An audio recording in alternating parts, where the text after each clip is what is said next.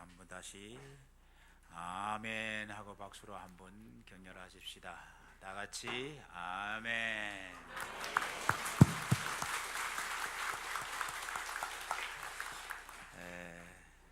제가 새로운 그런 것을 느끼게 됩니다. 사실 제가 늘 그런 거를 생각을 하거든요. 우리가 함께 부를 찬송이 없다는 것.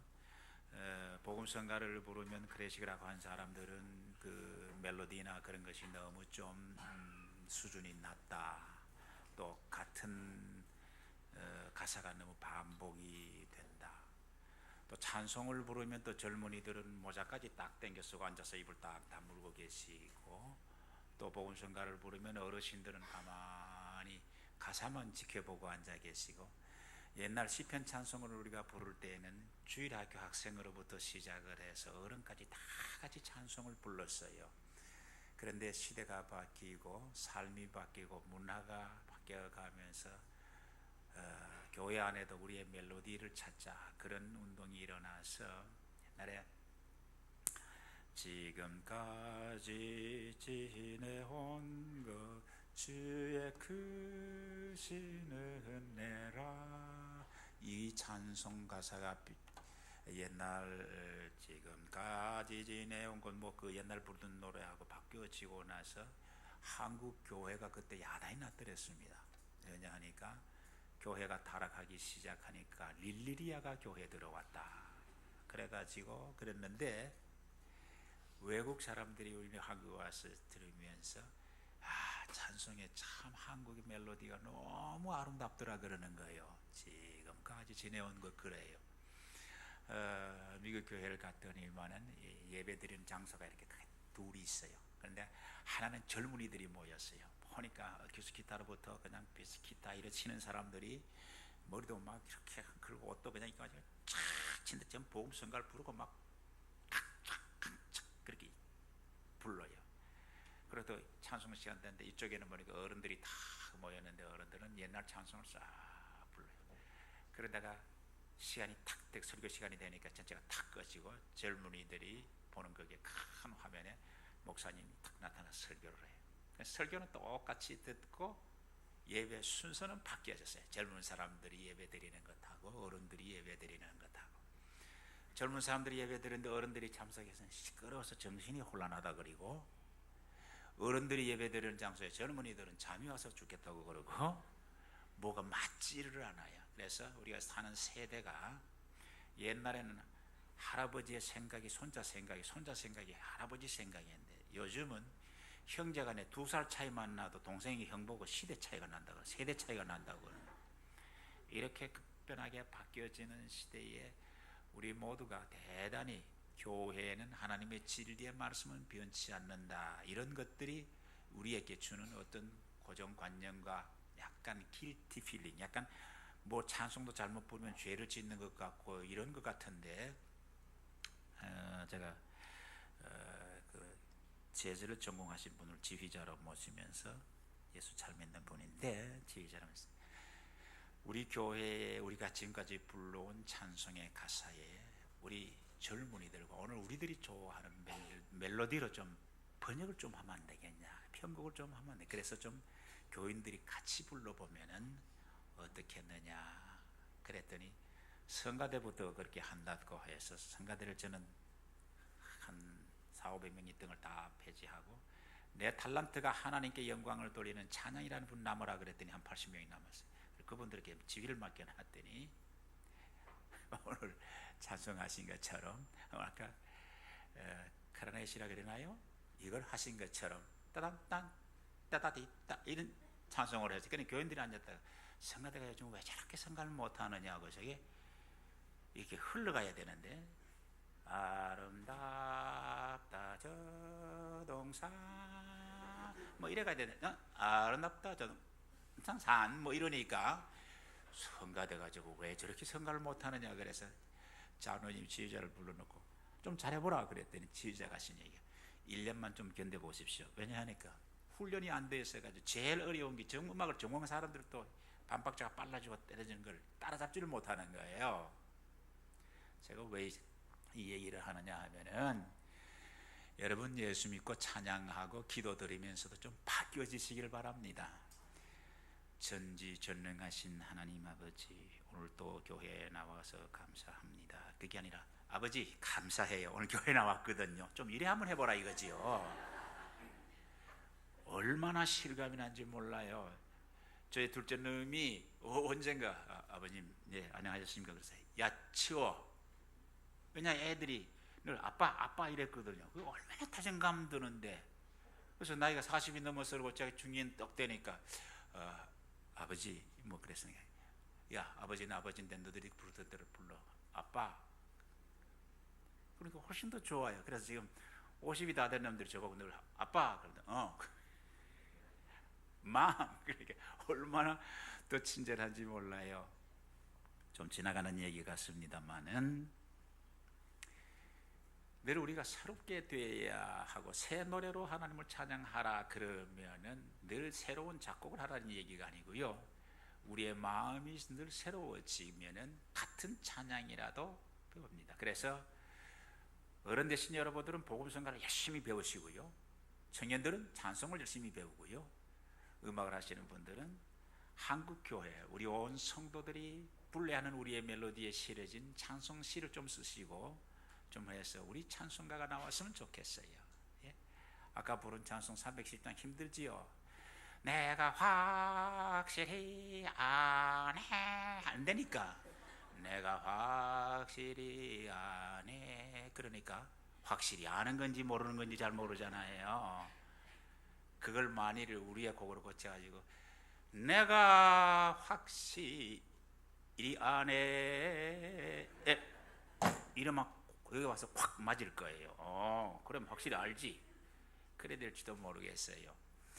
하나님의 교회에 나와서 우리가 하나님의 말씀을 읽고 하나님의 교회에서 쓰는 용어를 자꾸 쓰다가 보면은요, 가장 좋은 말이고 가장 위대한 얘기들이지만은 듣기 좋은 꽃노래도 한두 번이라 하도 교회 와서 10년 20년 예수 믿다 보니 그게 그 소리라서 무슨 소리인지 모르게 되어지고 늘 듣는 이 얘기니까 그 다음에 뭐가 들을지 안 들어야 되겠다는 교인들의 욕구 때문에 강단에서는 목사까지도 뭘 안 듣는 걸 좀 주려고 그러고 이러다가 보니까 복음에서 본 하나님의 말씀에 뜻에서 모두가 좀 멀어져 가버리는 것 같아요. 네? 여러분 은혜가 뭡니까? 은혜가 오늘 은혜 받았습니다. 은혜를 어떻게 설명할까? 어느 목사님이 고민을 했대요. 그래서 그 은혜가 뭘까? 은혜를 어떻게 하면 교인들이 잘 이해를 할까? 김춘기 선생님 저 연수대학교 주대에 있던 그분이 한번 앉았다 그래요. 그랬더니 은혜란 그구나. 그렇게 깨달으셨대요. 은혜를요. 뭔지 말씀드릴까요? 다 같이 한번 따라 하시길 바랍니다. 은혜란 아주 중요한 거예요. 그대로 하셔야 됩니다. 은혜란 아하. 표정도 그렇게 한번 해보세요. 아하.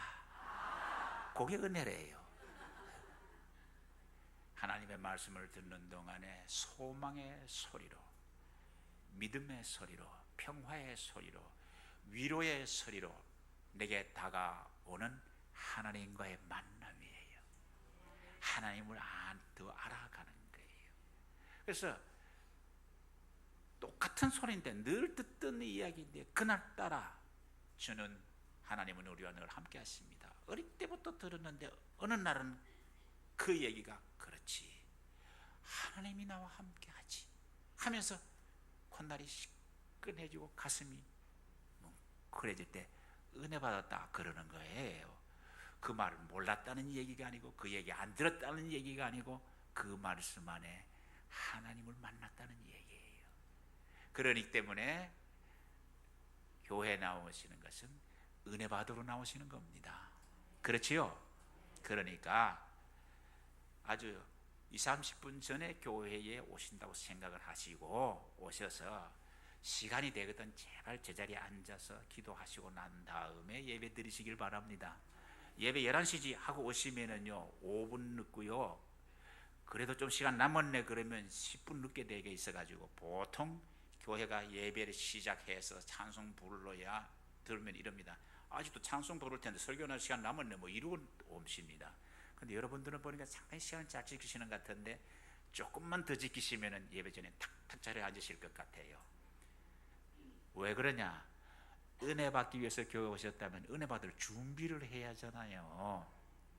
저들이 어릴 때에 그 시골에 그 큰 그 문중들이 그 모여서 그 모사라 그러잖아요.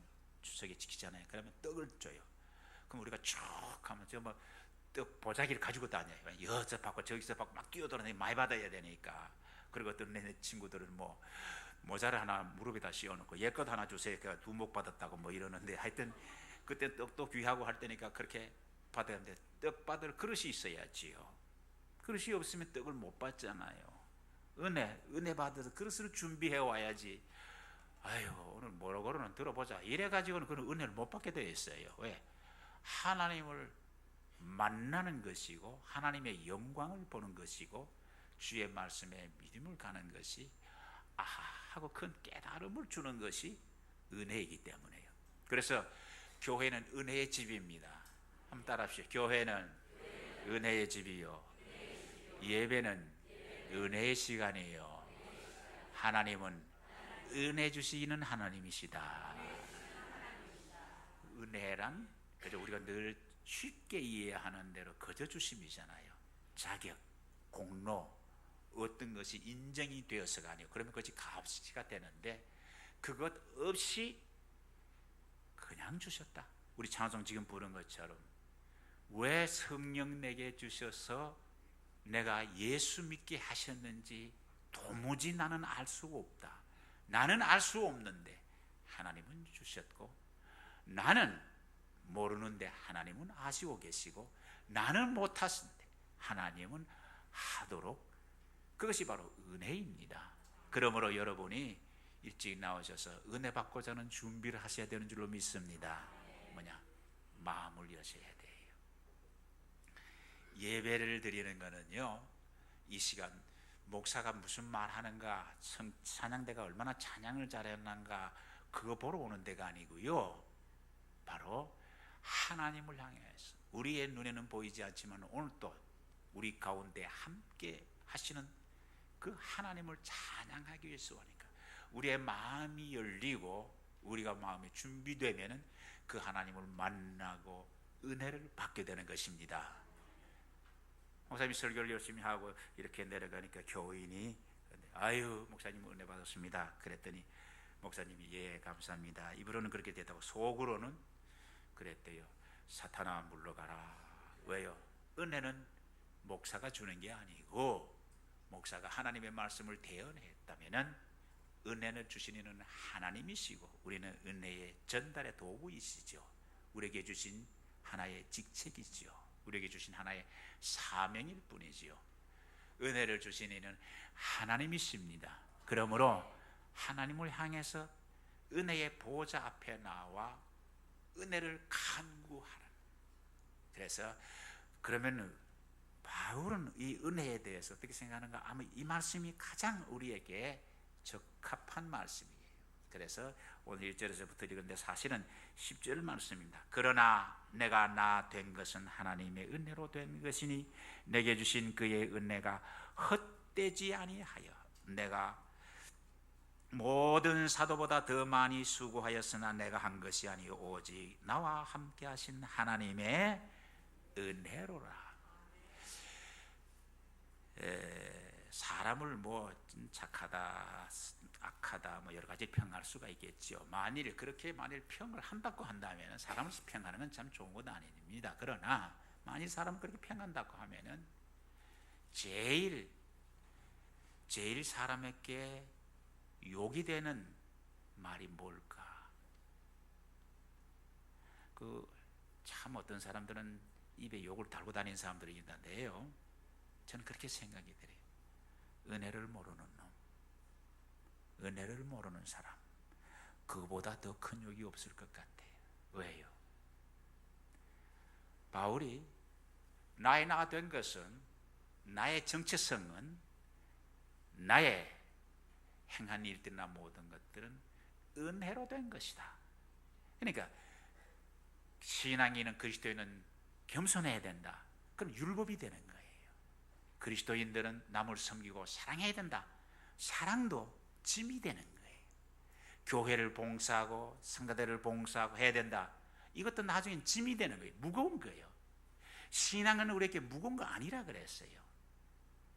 이는 무거운 게 아니에요. 오히려 수고하고 무거운 짐진 자들 오라. 그런데 교회 다니는 게 무거워요. 왜요? 집사직을 감당하는 게 무겁고, 주일날 교회 가야 하는 게 무겁고, 11조 해야 하는 게 무겁고, 11조는 구약인데 안 하면 안 되냐? 안 했다가 좀 사업 좀 실패하면 어떻게 하냐?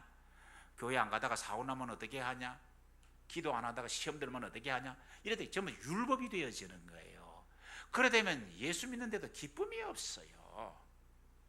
그러니까 참 죄송한 얘기지만 여러분은 제 얼굴을 보고 있는데요, 저는 여러분이 이렇게 보면은요, 어떤 분은 보면 얼굴이 아주 화비어서 편안한 마음으로 이렇게 앉아 계신 분이 계시고요, 어떤 분은요 여러분 얼굴 몰라요. 왜냐하니까 여러분은 안 보이시잖아요. 근데 마음이 있는 것이 나타나요. 근심과 걱정 속에서 아유 하나님 그 일을 어떻게 하실러, 그러니까 복을 주셔야죠, 해결해 주셔야죠, 이러고 오시는 분은요 얼굴에 찬송불도 힘이 없어요. 그러다가 자기 얘기하면 보면 눈물이 풍 나는 게 서름에 받쳐가지고 울고는 은혜 받았다 그러는데 그게 아니고요, 하나님을 만나고 하나님의 위로와 하나님이 주시는 소망과 하나님이 말씀해 주시는 약속과 기도 속에서 얻는 믿음을 깨닫고 경험할 때 은혜 받았다 그러는 거예요. 그러니 여러분이 늘 은혜의 보좌 앞에 나와서, 은혜의 교회에 나와서 은혜를 받도록 준비를 하고 예배를 드림으로 은혜 받고 돌아가시기를 바랍니다. 참 재미있는 건 은혜 받았습니다 그래 좀 짓궂기도 하죠. 제가 뭐 가만히 예약하면 될 텐데 오늘 무슨 은혜 받았습니까? 그러거든 제가 또. 그러면은 뭐 하여튼 은혜 받았습니다 그래요. 맞아요. 하여튼 은혜 받는 거지, 은혜가 뭐 요런 은혜 받았습니다, 저런 은혜 받았습니다 아닐 때도 있어요. 그 왜 그러냐? 마음이 편안해졌다 이 얘기예요. 뭔가 근심 걱정했는데 아유 하나님께 맡겼다 그 얘기예요. 하나님이 선하시다, 내가 그를 믿는다, 그런 얘기, 그걸 은혜라고 그러는 거예요. 그러니 은혜의 교회에 나오 은혜 받기로 준비하고 마음의 문을 열고 하나님을 만나시길 바랍니다. 애들이 여기서 안 됐습니다만은 저는 그래요. 하여튼 뭐 다 크고 뭐 이러는데 애들도 그렇고 손자들도 이번에 같이 왔어요. 공항에서 한 손자는 한 2년 만에 만나서 이놈이 방학 때 뭐 제가 뭐 한다고 자꾸 돌아다니고 이러니까 못 왔어요. 아이 사진만 보고 이랬는데 뭐 동영상으로도 봤지만 왔는데 키가 홀쭉하게 컸는데 너무 이뻐요. 내가 공항에서 너 호레반이다 막 그런데 이름도 좋아가지고 그런데 나만큼 볶음 안 하나요? 그래서 이래 있어요. 야 할아버지 든든하다 좀 깨안아봐.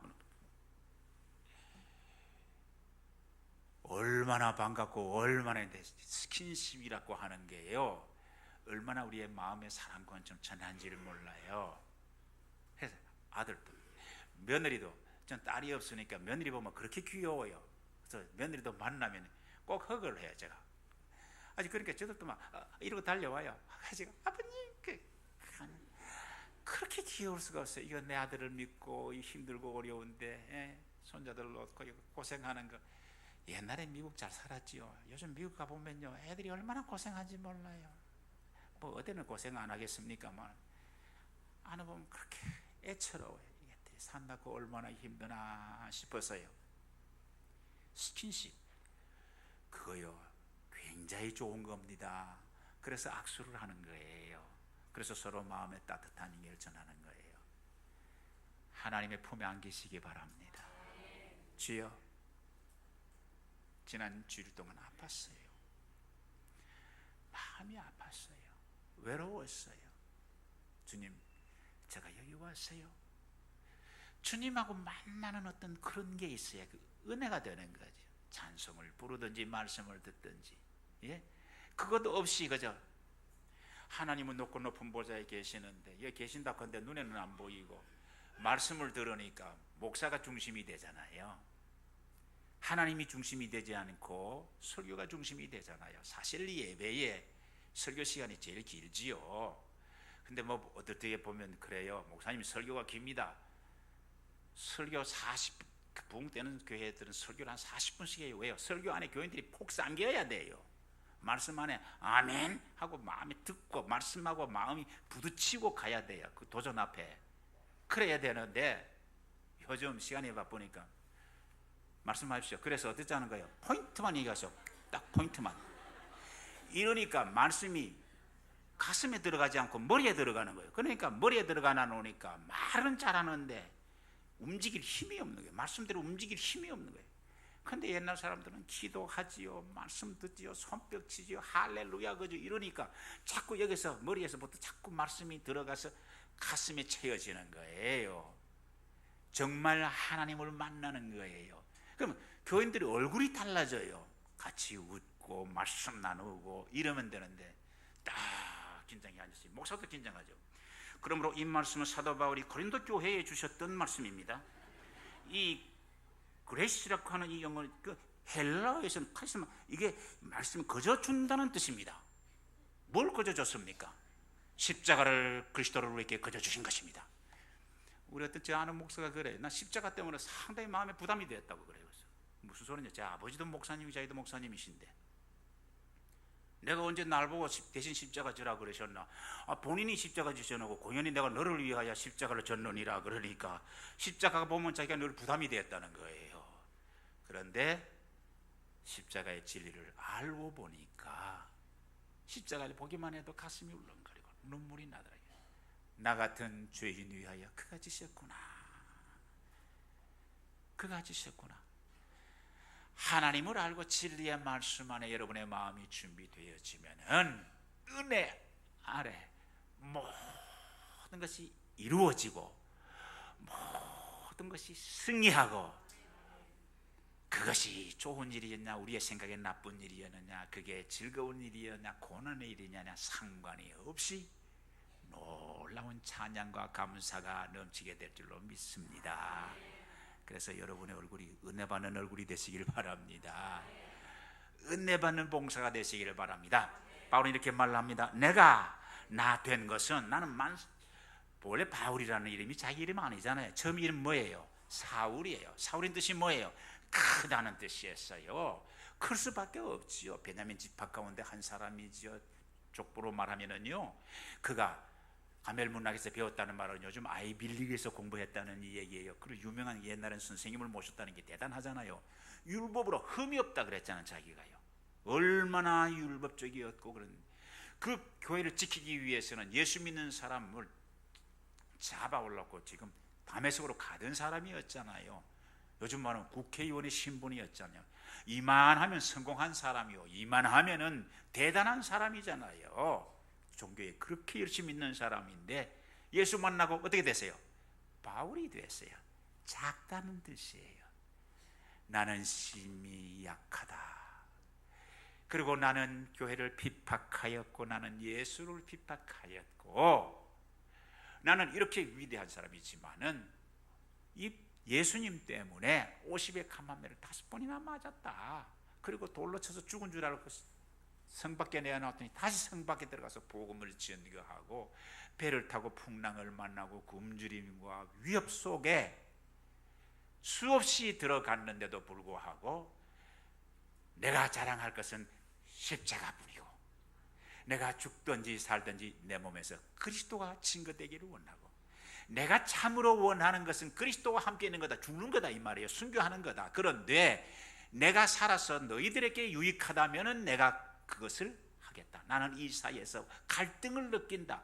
죽음을 초월했어요. 얼마나 행복하고 얼마나 자유한 사람이에요. 따라하십시오. 은혜는 나로 자유케 한다. 왜?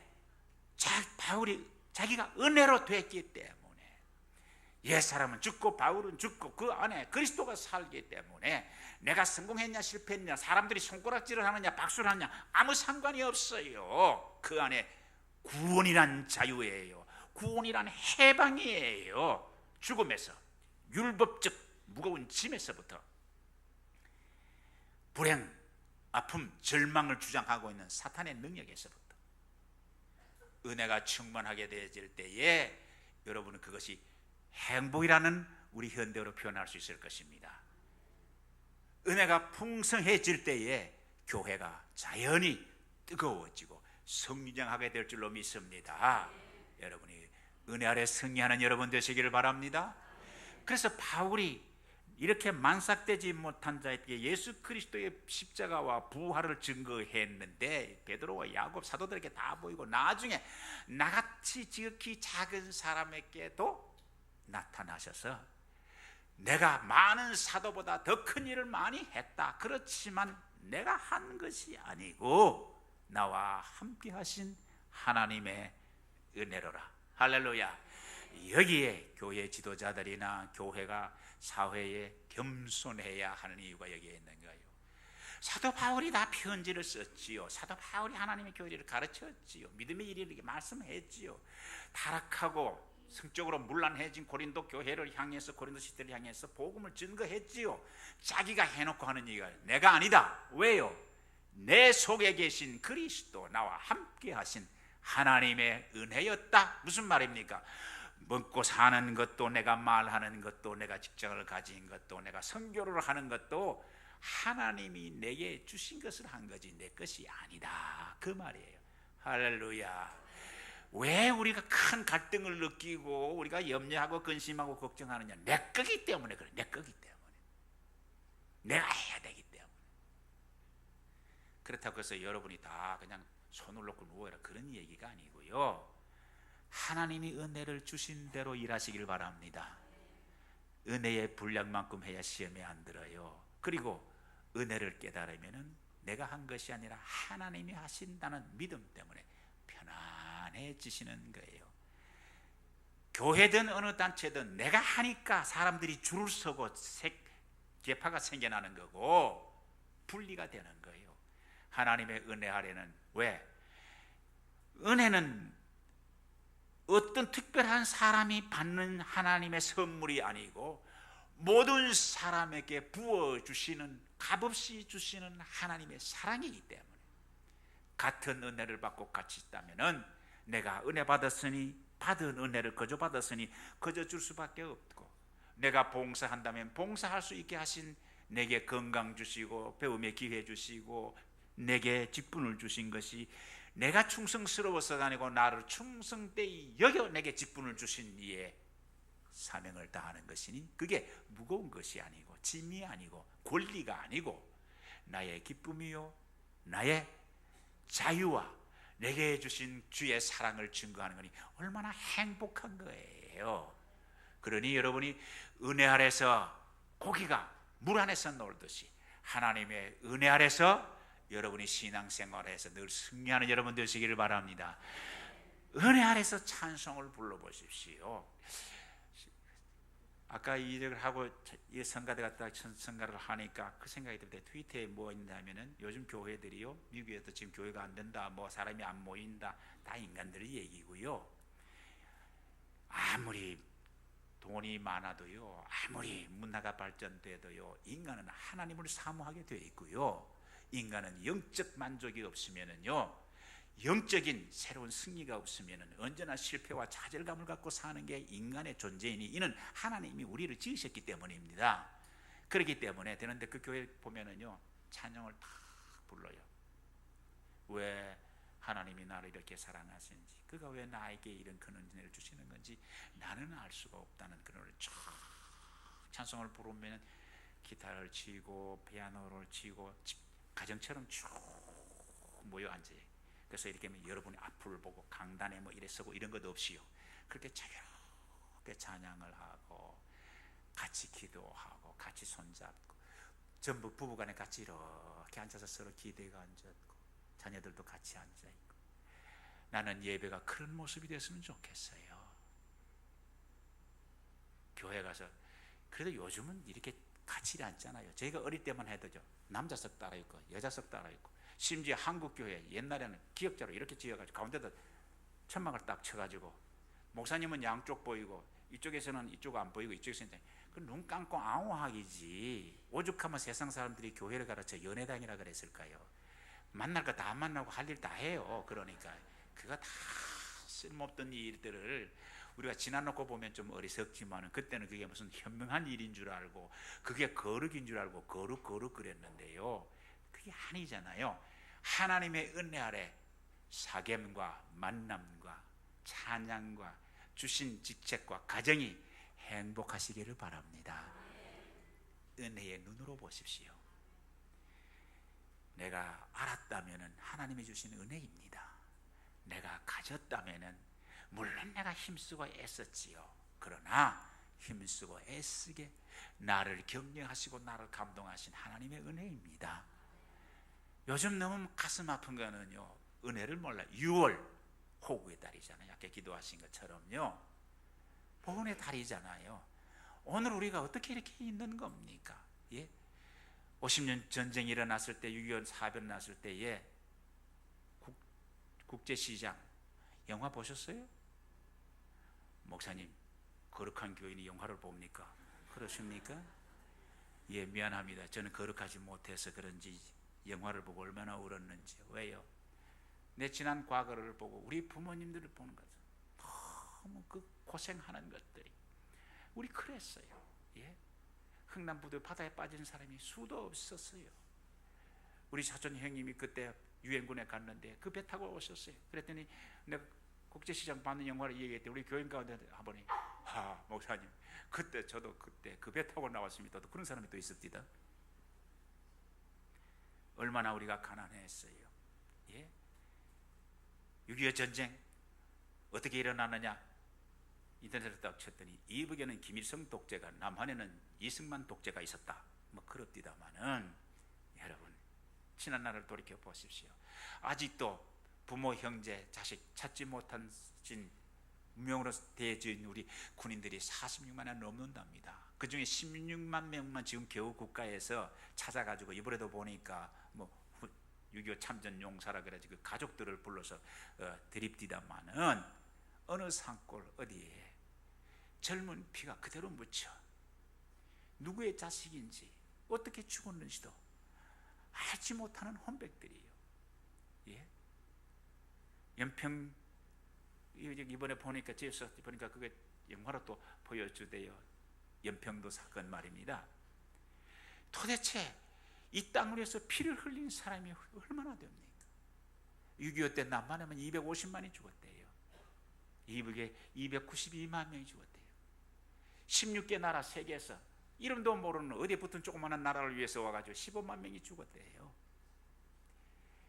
파괴된 건물, 사회, 그것 할 것 없이 사랑하는 가족들이 헤어지고, 저들이 여기 사벽을 나갔을 때 학교 간다고 나서 복구되고 난 다음에 가면은 새벽에 그냥 여자들이 머리를 흰씻고 흰옷을 입고 맨발로 막 뛰어다니던 사람들이 우리 와가지고 붙들고, 아주머니들이, 할머니들이 우리 아들 못 봤느냐, 우리 아들 못 봤느냐. 왜냐 하니까 아들의 전사 소식을 듣고 제뽕을 받고 정신이 돌아서가지고 미치셔가지고, 그런 사람들이 한 마을에 몇 사람씩 다 있었어요. 아버지 얼굴을 보지 못하고는 애들이 수도 없었고요. 그때 고아원이 얼마나 많아졌습니까? 그런 이후에도 우리나라의 어린 생명들이 얼마나 외국으로, 좀 속된 말로 팔려나갔습니까? 독일 광부로, 간호원으로. 우리가 오늘 여기에 있는 게 어쩌다 자고 일어나니까 그래도 뭐 어지럽긴 하지만 그래도 옛날보다 좋아졌다, 그렇게 살아가는 겁니까? 이게 하루아침에 된 겁니까? 뿌리지 아니하는 땅에 무엇이 나겠습니까? 눈물을 뿌렸기에 기쁨이, 피를 뿌렸기에 생명이, 자유와 구속의 무거운 짐을 지고 대신 죽었기에 오늘 우리가 자유하잖아요. 좀 더 우리가 스승의 은혜를, 부모님의 은혜를, 민족과 사회와 국가의 은혜를, 그때 사바가지고 김구가 주했을 때인데, 그때는 통일을 했을 때인데, 뭐 메가드가 그냥 인천 상용으로 해가지고 그냥 다 통일되던 게 그냥 나타났다, 뭐 뭉쳐가지고 지금 이 모양으로 만들어놨다, 오만 얘기를 다 하지만은 그래 통일이 돼가지고 우리가 공산주의가 됐으면 오늘 있겠어요? 하나님의 사랑과 은총을 한국교회 뭐 기복적이다 많고 이 얘기를 하는데요, 교회가 그게 교회냐고 얘기를 하는데 교회 밖에는 교회가 뭔지 모르니까 그런다고 합시다마는 왜 교인들마저 교회를 욕합니까? 교인들마저 왜 교회 지도자들을 욕합니까? 여러분, 목사님을 부를 때는 목사님이라고 좀 하십시오. 목사가, 장로가, 당신 장로입니까? 당신 목사입니까? 어떤 교회 가보면 목사님들이 성도들도 요즘 성도들이 그냥 그게 신앙이니 서로 부족하기 때문에 가르칠 자로 세웠고 부족하기 때문에 배우라고 했고, 우리가 은혜 아니면 살지 못하기에 은혜를 받고 새 사람으로 살으라고 하나님 우리에게 교회를 주신 줄로 믿습니다. 은혜 아래 승리하여야 할 줄로 믿습니다. 은혜 아래 놀아야 할 줄로 믿습니다. 은혜 아래 자유하시기를 바랍니다. 한국 교회가 별것 아닌 것 가지고 그냥 전통 때문에, 예배의식 때문에, 법률 때문에 은혜 아래 질서를 세워가시기를 바랍니다. 질서로 은혜를 파괴하지 마시고요. 교회 하다 보면 참 그래, 아유 옳은 게 너무 많아요. 교회는요 은혜 아래서 하십시오. 은혜 아래서. 나는 초대교회로 돌아가자 하면 늘 그 생각이 들어요. 어릴 때에 전도사님이 그래요. 이 찬송 부르신 다음에 성령이 인도하시는 분은 기도하십시오 그랬어요. 장로님 기도하시고 권사님 기도하시고 절대 안 그랬어요. 그러려면 어떤 분들이 그냥 단번에 기도를 하고 어떤 분들은 한참 동안 없으면 전도사님 기도할 때도 있고요. 그래요. 또 그러면은 어떤 분이 아이 목사님 오늘은 내가 전도사님 이거 내가 마음이 감사해서 특송하나 하겠습니다. 하십시오. 그래가지고 그냥 또 전도사님이 또 설교는 얼마나 깁니까? 그냥 하면 한쪽에는 자고 한쪽에서는 일어나고 또 듣고 또 아멘 그거 또 하시는.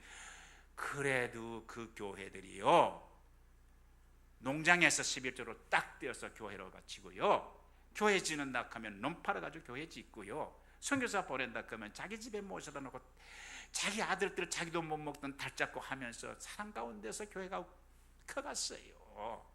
도대체 오늘은 하나님의 은혜라고 말하면서도 내가 잘해서, 내가 운이 좋아서, 내가 열심히 공부해서, 모두가 하나님의 은혜인 줄 아시길 바랍니다.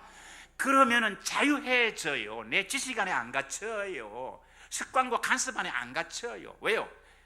하나님은 나와 다른 분이에요. 우리의 계획대로가 아니에요. 그때 제가 미국에 갔더니 미국 교회들 가운데 하나 배울 거 있습니다. 연말이 딱 되니까 그때 제가 교회 개척해서 사람이 좀 모이니까 예산했던 것보다 턱 넘어가지고요, 교회 돈이 턱 남았어요. 어떻게 할까요? 그렇게 거기 오래된 분들이 아니 어떻게 하다니요? 나누어야지요. 뭘 나눕니까? 그러니까 여기 미국에 있는 여러 그 비영리 단체가 많습니다. 거기다가 그래가지고 그냥 전부 500불씩 탁탁탁 끊어가지고 교회처장 봉투에 묻어가지고 청소년 마을에 무슨 단체, 무슨 연구단체, 노인들 단체, 공단체, 병원에 그런 데를 찾아다니면서 다 주고 새로 시작하고 그럽디다. 한국교회 언제부터인가 예산 남았다. 와 하나님이 축복했다. 뭐 할꼬? 뭐다. 여러분 은혜 가운데서 좀 자유해지시기를 바랍니다. 예산도 그렇고 생각도 그렇고 예배도 그렇고 주님 안에서 주님과의 만남, 비행기에서 그저께도 만난 우리 애들 맨날 그냥 어떤 사람들은 이렇게 보기도 하고 요즘 하도 그런 건 많으니까 그래 보는데 남이 그렇게 눈치가 보여요. 하나님이 좋은데 어찌합니까? 예수님이 좋은 걸 어떡합니까? 예수님이 좋은데 어떻게 합니까? 그게 좋은 거지. 기도를 길었네. 설교도 길었네. 그게 언제부터 그렇게 됐습니까? 아니 뭐가 소중한 겁니까? 교회, 헌금 많냐 적었냐? 여러분 액수 정하려고 정하지 마십시오. 여러분의 사랑하는 친구를 만나면 한 끼에 얼마를 주고 같이 식사를 나누십니까? 하나님을 사랑하고 모든 것이 하나님이 내게 주신 거라면 얼마만큼 교회를 봉사하고 얼마만큼 나누면 됩니까? 뭐가 주는 거고 받는 거냐? 내 거라고 생각을 하기 때문에 그런 거예요. 은혜 아래 여러분의 경제관이, 은혜 아래 여러분의 배움이, 은혜 아래 여러분의 섬김이 자유하시기를 바랍니다. 그 은혜에 감동하시기를 바랍니다. 그럴 때 감사가 나오는 거예요. 그럴 때에 참 창조라고 하는 걸, 난 사람은 창조하지 능력이 없지요. 하나님 하신 거 그저 지혜로 그걸 하나 나타내게 하는 건 뭐 그렇게 설명할 수밖에 없지만, 신앙에서는요 그런 게 언제 나오느냐? 은혜 아래 내 영혼이 자유로울 때. 언제 시상이 떠오르냐? 언제 멜로디가 음악하는 제 머리를 스쳐 지나가느냐? 내 마음이 그리스도의 영혼 안에서 자유로울 때에. 언제 그리스도인들이 참 행복하고 기쁜가? 세상에 풍랑이 없을 때가 아니고, 근심 걱정의 문제가 우리 앞에 없을 때가 아니고, 하나님의 은혜 아래 있을 때에 우리가 자유로워집니다. 그 행복함이 여러분 가운데 넘쳐나시기를 바랍니다. 그런 교회가 되시길 바랍니다. 내가 보니까 성기교회는 참 성숙한 교회 같아요. 지금 목사님이 아니 계시면은 흔히 그래요. 제가 목회할 때도 휴가를 좀 가고 났다 오면은 권사님들이 주로 많이 그래요. 아유 목사님이 아니 계시면 교회가 텅 빈 것 같아요. 그래서 내가 하나님이 계신 것이지 목사가 있어야 교회가 가득 차냐? 왜요? 교회의 교인들의 권리와 가르침의 책을 목사에게 맡겨놨으니까 그러는 거지요. 그 말은 이해가 돼요. 여러분 지금 담임 목사님 안 계셔도 이만큼 예배드리고 열심히 찬양하고 기도하는 거, 기도 안에서 여러분이 원하는 좋은 목사님 모시라고 그저 기도하십시오. 겸손하시고 말씀에 충만하시고 신실하시고 양떼를 돌보시고 일어난 9마리를 밖에다 두시고 한 마리 찾는 그런 목사님이 오시고, 그러나 어떤 목사님이 오시든 여러분이 그런 기도를 했다면 오신 목사님은 하나님이 보내신 줄을 믿으시길 바랍니다. 인사 문제 참 어려워요. 그 목사 고향이 어디래? 어느 장로하고 갔구만은. 한 고향이네. 학교는 어디 나왔더니 그 누가 같은 학교 나왔냐? 혹 그 사람 데리고 왔냐? 여러분 교인들이 왜 그렇게 똑똑한지를 모르겠어요. 좀 그런 건 몰라도 괜찮잖아요. 예? 누가 데리고 왔대요. 어느 목사는. 그리고 어느 목사는 누구하고 교회한대요. 하나님하고 하십니다. 하나님이 보내셨습니다. 여러분의 기도를 따라서 청빈이 은혜가 지금 걱정을 많이 하더만은요, 청빈이 은혜 걱정하지 마십시오. 하나님 주신 대로 기도하고 이분이다. 그리고 또 당연가 만장일치로 하시고 교인 앞에 내놓고 할렐루야 그러고 모시고, 부족한 게 있거든 기도하시고, 부족한 게 있거든 여러분이 채워주십시오. 목사도 사람이지 목사가 천사가 아니잖아요. 누가 하나님의 말씀을 대언할 자격이 있어서 목사가 된 사람이 세상에 어디에 있습니까? 모든 헌법에야 그래 되었지만 교인들의 모범이 되고 한 아내의 남편이 되고 신실하고 술에 임박히지 않고, 그러나 장로가 될 만한 자격이 있어 장로 된 사람이 누가 있습니까? 예? 은혜로 된 거지. 교회 어머니처럼 성도를 살피고 가난한 자를 사오고 목사를 도와서 목회를 하고, 아니 그런 자격이 있는 권사가 몇이가 돼가지고 권사가 되는 겁니까? 하나님의 은혜로 됐거든. 은혜로 은 줄 알고 권리로 말고 은혜인 줄 알고 하나님의 교회를 섬기고 하나님의 교회 안에서 자유롭고 하나님의 교회 안에서 행복한 여러분 되시기를 바랍니다. 얼굴을 펴십시오. 교회 오실 때 요즘 남자들도 화장을 많이 하던데 겨울 앞에서 그냥 자꾸 두드리지만 마시고 우는 연습 많이 하시고 은혜 받고 행복한 얼굴, 그래서 행복의 바이러스가, 은혜의 바이러스가 교회에 가득 차게 되는 것을 성서적으로 성령이 충만한 교회다 그러는 겁니다. 그런 귀한 교회 여러분 성도 되시기를 주의 이름으로 축원합니다. 자비로우신 하나님 아버지, 우리에게 베푸신 한없는 사랑과 은총을 감사드립니다. 주님의 은혜 안에서 자유하는 저들 되게 하시사 하나님의 말씀에 소망이, 하나님의 말씀의 믿음이, 하나님의 말씀의 위로가, 하나님의 말씀의 교훈이, 거룩한 하나님을 만나는 감동과 기쁨이 은혜가 되어 우리 가운데 늘 풍성하게 하옵소서. 우리 주님 예수 그리스도 이름으로 기도하옵나이다. 아멘. 우리 다 같이 일어나서 두 손 들어 서로 축복하며 하나님의 약속 찬양드리겠습니다. 여호와는 너에게 복을 주시길 원하며 여호와는 너에게 복을 주시기를 원하며 너를 지키시기를 원하시며 여호와는 그 얼굴을 너를 향하여 드사 은혜와 평강 주시기 원하노라. 여호와는 너에게 복을 주시기를 원하며 너를 지키시기를 원하시며 여호와는 그 얼굴을 너를 향하여 드사 은혜와 평강 주시기 원하노라.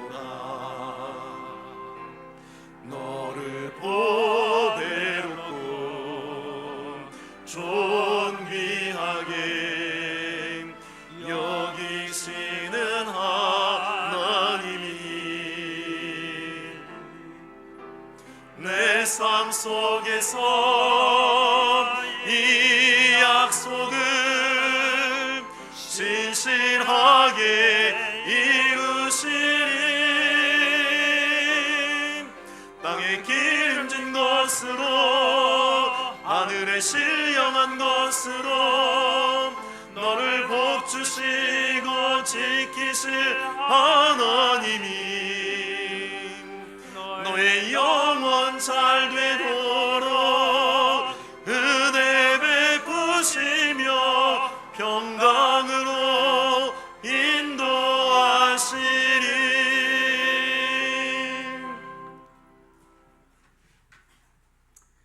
사랑하는 성도 여러분, 예수 그리스도의 이름으로 권도의 말씀을 드립니다. 우리는 하나님의 은혜로 된 자요, 우리가 한 일이 있다면 나와 함께 하신 하나님의 은혜입니다. 하나님의 은혜 아래 늘 풍성한 삶 속에 행복하고 복되고 자유하는 그리스도인들이 되시기를 바랍니다.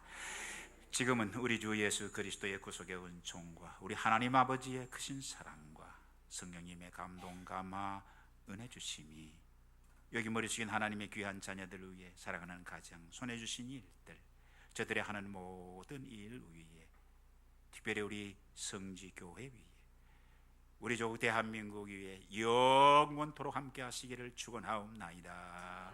아멘.